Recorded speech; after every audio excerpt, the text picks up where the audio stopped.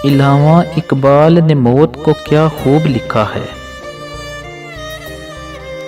कि जिंदगी में मेरे पास कोई 2 मिनट न बैठा, कि जिंदगी में मेरे पास कोई 2 मिनट न बैठा, लेकिन आज सब मेरे पास बैठे जा रहे हैं। कोई तोहफा न मिला आज तक मुझे, कोई तोहफा न मिला आज तक मुझे, और आज फूल ही फूल दिए जा रहे हैं। तरस गया मैं आज तक किसी के दिए एक कपड़े को,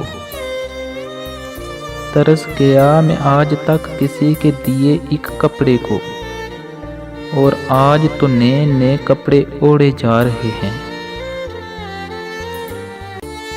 2 कदम साथ न चलने वाले आज, 2 कदम साथ न चलने वाले आज, आज वो काफिला बनाकर चले जा रहे थे।